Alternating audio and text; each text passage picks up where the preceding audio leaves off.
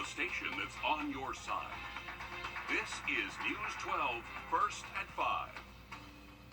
Good afternoon. It is a first alert weather day with tornadoes hitting the area. We've been tracking those storms all afternoon for you, and we're starting to get a look at some of the damage around. Our Laura Warren joins us now live off of Briggs Road in Edgefield County, where one of those tornadoes hit. Laura, what are you seeing out there? So we are about a half mile from Jurosic's Berry Farm, if you're familiar with that, out in Edgefield County. And you can see this family's property has several trees down. They were out here a little earlier before the rain picked back up, sawing these limbs and just trying to pick up what they can. But if you look over here, this is what's left of their shed. They said it's been on the property for decades. It's just an old metal shed, and now it's kind of crumbled up and twisted like a pretzel. But fortunately, the family has kept their sense of humor about them through all this, because fortunately they were spared. Their home was spared. But you see this little baby Jesus, hopefully you can see this on the screen here, was part of a manger scene that was inside this shed. It was thrown clean across the yard, and they were laughing about it because they said, you know, if that is the worst of it, the good Lord protected them and they can handle it. But they say this all just happened so quickly that they're still processing really what happened. It was 3 or 4 minutes. But overall, in Edgefield County, they fared pretty well. They said they have these little pockets of damage, but nothing nearly as severe as what it could be.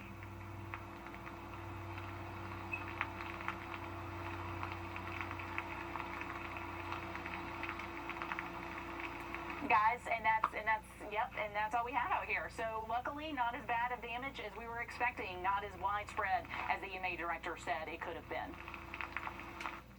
Laura, thanks very much. We saw the chainsaws underway there. The cleanup, I'm sure, will take a little while, but fortunately it wasn't a whole lot worse. No, and as Laura said, the good Lord did protect them. Laura, thanks for the live update there from Edgefield County. I'm going to give you a live look here at downtown Augusta from one of our cameras, I believe. And things have really, the sunshine is out here. We've had some bluebird forecast in just about 10 minutes. All right, thanks for that, Riley. Augusta commissioners voting today on whether to begin offering incentives to get people vaccinated. Those incentives will include $100 gift cards. If approved, the incentives will be funded through the American Recovery Plan. They will be open to Richmond County residents.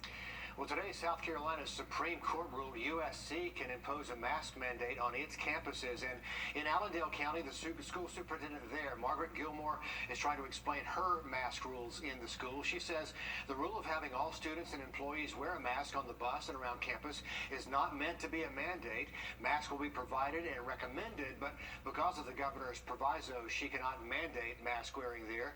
But Gilmore says there will be a community meeting August 23rd to revisit the mask recommendations. South Carolina State University in Orangeburg County now pushing back the start of its fall semester. The university will start classes on August 23rd due to the increase of COVID cases in South Carolina. Classes were supposed to start tomorrow. There will be safety measures in place, such as wearing masks and weekly testing for students who live on campus. 8 more pediatric patients are in the Children's Hospital of Georgia with COVID today. There are now 93 total patients at AU Health. University Hospital reporting 104 patients with 16 discharged since yesterday, 10 more admitted. At Doctors Hospital, 57 total. 54 of those, they tell us, are unvaccinated patients. South Carolina DHEC says most people hospitalized with COVID are unvaccinated. An analysis reveals back in June over 90% of cases and 90% of deaths were people who were not vaccinated. 86% of hospitalizations involving patients who did not have the vaccine. And if we take a look at July, of more than 14,000 cases, 88% are unvaccinated. There were 550 reported hospitalized, and of that, 77% were not vaccinated. 110 deaths, 79% were not vaccinated. As the Taliban government lays out the groundwork for the Islamic Emirate of Afghanistan, the Biden Georgian in need of assistance for this troubling time. He says his office will work with agencies needing help. Congressman Buddy Carter also speaking out today. He says sending troops overseas could have been avoidable. Congressman Carter wants to lend a hand in the process of helping families now bring people home from Afghanistan.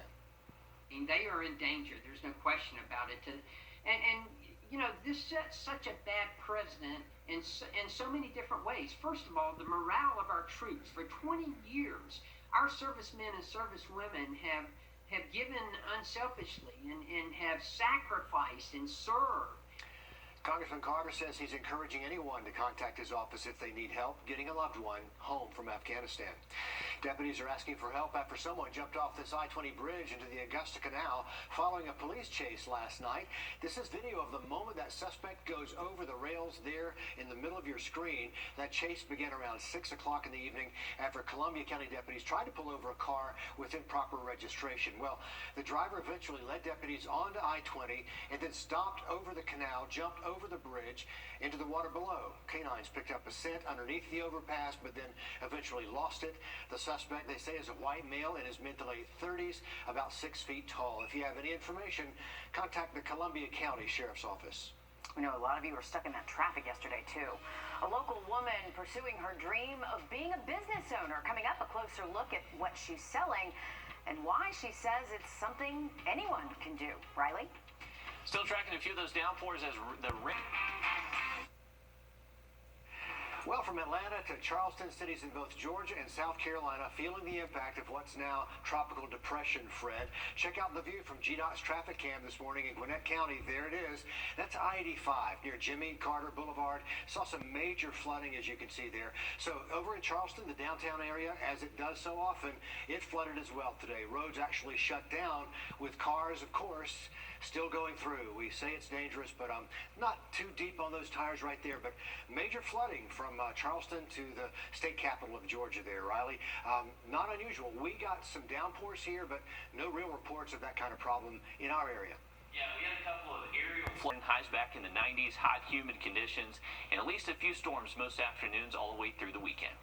All right, thanks for that, Riley. A local woman making a splash with her new cocktail business, but whether you're a drinker or not, there is something for you. The non-alcohol cocktail mixers are made from fresh fruits, spices, and herbs. Looks good. Just waiting for us right back here. As Brianna Collier reports, she's been getting calls now from people as far away as Alabama and New Jersey. Taking walks is typically a part of Michelle Rudder's daily routine, except this time it was the moments leading up to her walk that sparked an idea that she had no clue would change her life. I was about to go for a walk, and it was just literally the simplest idea. I was scrolling through Facebook, and somebody on my neighborhood Facebook posted what restaurants are doing gallon margarita mixes, and that was the spark. That spark Rudder is talking about is the moment she decided to start her own business, making homemade craft mixers. 6 months after the first wave of COVID-19 hit and everything shut down, as a bartender for 5 years, Rudder knew she had to find another hustle. A lot of people ask, I've had the question, how many years did you save up to start this business? How long did you think about this? And I tell people all the time, I thought about it for about 4 minutes. I did not save up to start this business at all. We have literally built it as we've gone along thus far. Sugar and Spice Cocktail Mixers is the name she came up with because each flavor is made with fresh fruits, herbs, no preservatives or dyes. Everything that you see here was once a fruit or a spice or an herb that is now turned into full-on liquid. But little did she know her products would blow up into something much sweeter than she expected. Now her products are featured in local liquor stores, and she even became a Food Truck Friday vendor. And with that, she has just one message to others who may be thinking about turning their passion into a business. Don't doubt yourself. Don't doubt yourself one bit. If you want to start something, that means you have a passion for it, and only you know your passion. Just jump into it. I think a lot of people had to do that in the pandemic. Just close your eyes and jump. Really creative. I like what you came up with. Yeah. All of her mixers, by the way, are alcohol-free. So you add the alcohol, you could have them without it. She says her blackberry hibiscus mojito, doesn't that sound great? It's the most popular, but her flavors change based on whatever season it is. And you can catch Rudder at Food Truck Fridays or on her Facebook page, Sugar and Spice Cocktail Mixers, LLC. You never know what kind of inspiration you're going to get when you go out and take a walk and just let your mind relax. Yeah. All right. I know, it's happy hour. Yeah, sounds good. Yes, well, sure a local does. nonprofit helping older kids in foster care find homes to call their own. And coming up, we're going to... From the station that's on your side, this is News 12 at 6 o'clock. Good evening. It is a first alert weather day here in the river region. Tornadoes touching down caused by what was Tropical Storm Fred. This is video from Edgefield County. You can see cleanup already underway there on some downed trees and a lot of other debris. First alert, Chief Meteorologist Riley Hale has the latest on Fred's path and what weather we can expect for the rest of the night. But let's lead things off with our Laura Warren on the ground for us in Edgefield County. And Laura, we understand you're hearing some rolls of thunder out there too.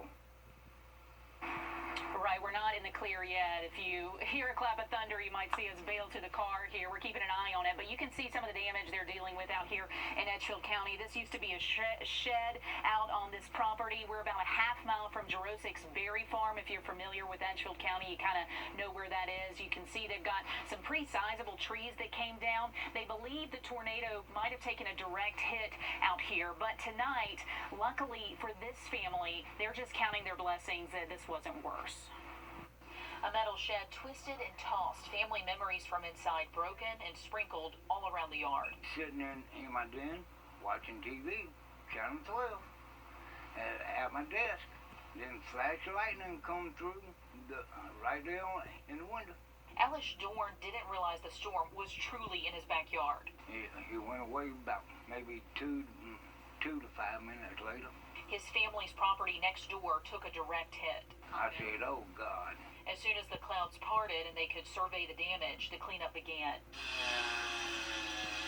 Part of that cleanup brought some levity to the situation. Their homes were spared and their lives, but it turns out their Christmas manger scene took a pretty wild ride. Little baby Jesus got blown away right down there on his side.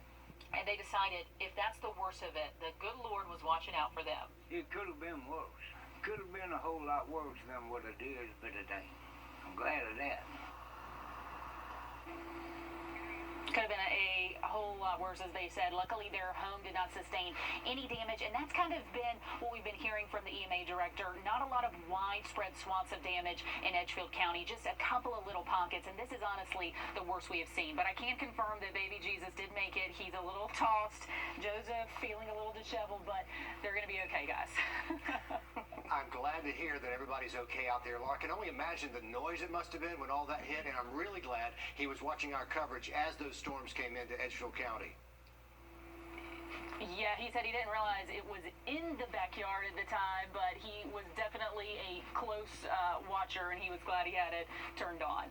All right, Laura, and you can go bail and get in the car now and get away from that thunder and the storm. Thank you for bringing us the story, and glad to hear the baby Jesus made it. The whole family. That's right. All right, we're going to bring in First Alert Chief Meteorologist Riley Hale now. And Riley, Take their families. Kennedy Harris reporting there. Commissioners do have the option to bring the item back up for a vote again. The motion to allow public safety workers to receive a bonus also failed due to a lack of a majority vote. Going to give you a look at the latest vaccination rates across the two-state right now. In Georgia, 42% of the population is fully vaccinated. Nearly 50% have gotten at least one dose. In South Carolina, about 46% of people are fully vaccinated. 54% have gotten at least one dose. the push we're seeing to get our community vaccinated comes as local law enforcement fights its own battle against the virus. Family and friends confirm Richmond County Dispatcher Alex Brown and Aiken Department of Public Safety Officer Kevin Simmons both recently lost their lives to COVID-19. We know North Augusta's Public Safety Department also dealing with positive cases in members of its force. Our Sloan O'Cone talked to agencies about how they're working through this new surge. Alexandria Brown's coworkers said she's the glue that held them together and that there will never be a personality great enough to fill her headset. And she's not the only public safety worker lost to COVID this week. 43-year-old Aiken Public Safety Officer Kevin Simmons also passed. Simmons had been with Aiken Public Safety since May. North Augusta Public Safety has also had issues with COVID in their department. Several officers either dealt with COVID at home or received treatment. Officials say it's hard to pinpoint where they were infected because they're always going out on calls and coming into contact with people. And I've asked the city of Aiken and Richmond County for how many total positive COVID cases they have, if staff members are quarantining, vaccination statuses, and the specific guidelines they're following. I haven't heard anything back on that yet. In Richmond County, Sloan O'Cone on your side. Meanwhile, the White House expected to make a new announcement this week about booster shots. Those who receive the Pfizer or Moderna vaccine could start getting a booster shot as early as mid-September if the FDA approves the plan. Health leaders say boosters would likely be the same brand as the first two and would come 8 months after your second dose. South Carolina School Superintendent Molly Spearman pushing for students to wear masks at school.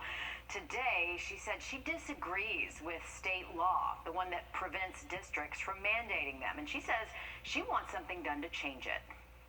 We have to do what's right.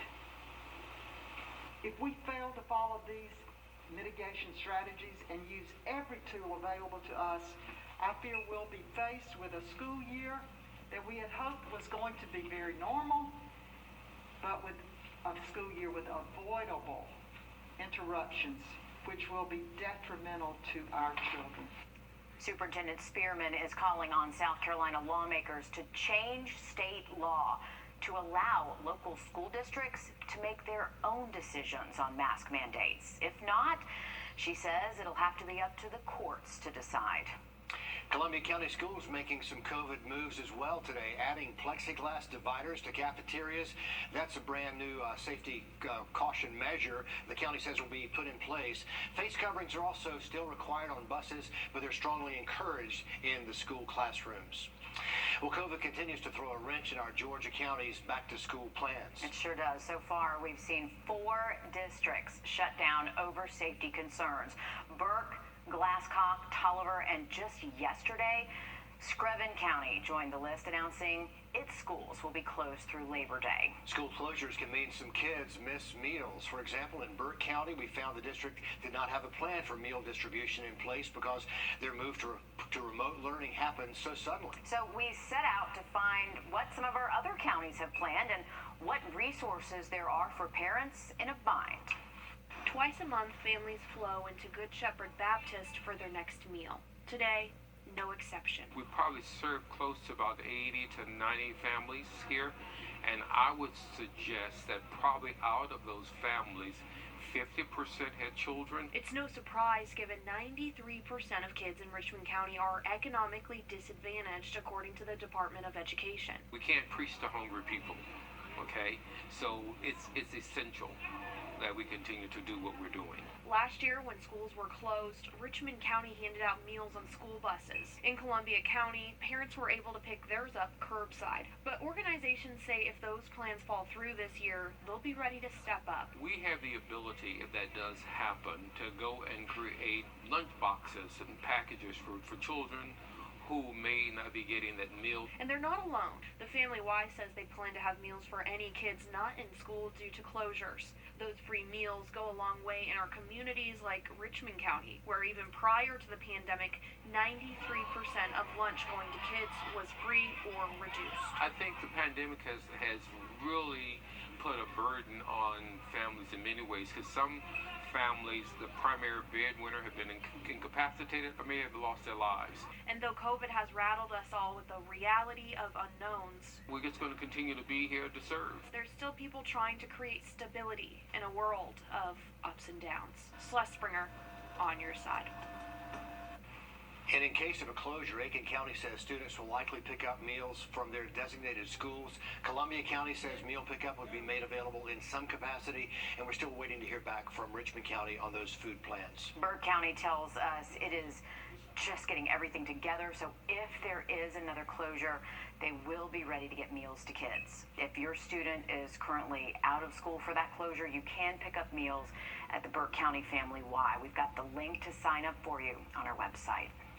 The search is still on for a man who jumped off the I-20 bridge last night. The video right here shows the moment he jumps into the Augusta Canal after leading Richmond County and Columbia County deputies on a chase to the state line. This suspect is a white male, about 6 feet tall, mid to late 30s. If you have any information that could help track him down, you're asked to call the sheriff's office at the number right there on your screen. Investigators also still working to determine if 3 shootings over the weekend